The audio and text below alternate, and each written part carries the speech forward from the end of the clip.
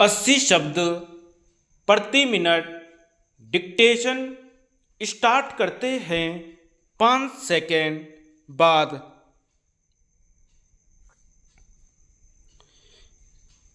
श्रीमान गृह मंत्रालय के इस तरह का एक निर्देश भी जारी किया था कि सभी भारतीय भाषाएं परीक्षा का माध्यम बने।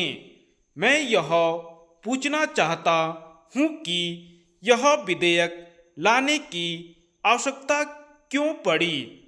यह विधेयक तो अनावश्यक है, यह विधेयक असंवैधानिक है।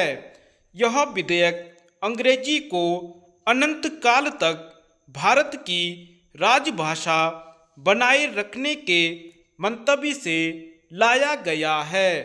अगर यह विधेयक स्वीकृत हो जाएगा तो भारतीय भाषाओं के विकास का मार्ग अवरुद्ध हो जाएगा।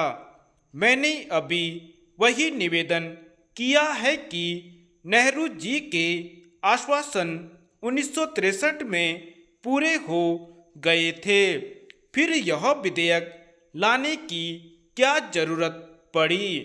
कहा जाता है कि शास्त्री जी ने भी कुछ आश्वासन दिए। वे आश्वासन क्या थे? उन आश्वासनों को देने की जरूरत क्यों पड़ी? 1963 के बाद भी अंग्रेजी का प्रयोग हो रहा है। इस एक्ट में अंग्रेजी के प्रयोग के संबंध में कोई समय की मर्यादा नहीं है, कोई सीमा रेखा नहीं खींची गई है। अंग्रेजी चल सकती है जब तक हम चाहें। अंग्रेजी के प्रयोग पर कोई रुकावट नहीं है। यही नेहरू जी के आश्वासन थे, यही शास्त्री जी के आश्वासन थे।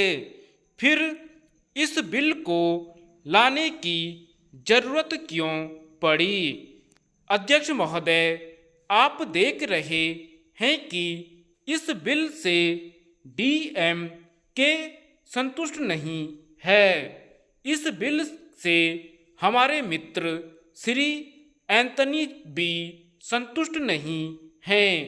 इस बिल से मार्क्सवादी कम्युनिस्ट भी संतुष्ट नहीं हैं।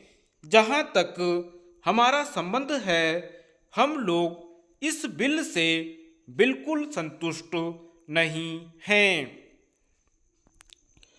अध्यक्ष महोदय, डीएमके की स्थिति मैं समझ सकता हूँ। उनका कार्य क्षेत्र केवल मद्रास तक सीमित है और वह जो मद्रास में कहते हैं वही नई दिल्ली में कहते हैं। जो उनके दिलों में है वही उनके होठों पर है। मैं उनकी भाषाओं की कद्र भी कर सकता हूँ, लेकिन मुझे और अखिल भारतीय दलों से शिकायत है।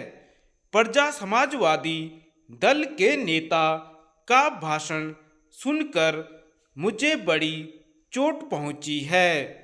वह हिंदी में बोले। उन्होंने यह बात भी कही कि इस विधेयक में कुछ संशोधन होना चाहिए, लेकिन उनके भाषण का जो सुर था वह हिंदी भाषा भाषियों को चोट पहुंचाता है। हमने कभी उड़िया भाषा का विरोध नहीं किया, हमने कभी तमिल का विरोध नहीं किया।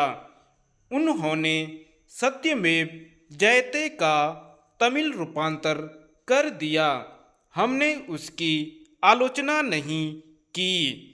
अगर अंग्रेजी की जगह तमिल आती है तो हम उसका स्वागत करेंगे, लेकिन अगर अंग्रेजी की जगह हिंदी आती है तो उन्हें भी इसका स्वागत करना चाहिए। धन्यवाद।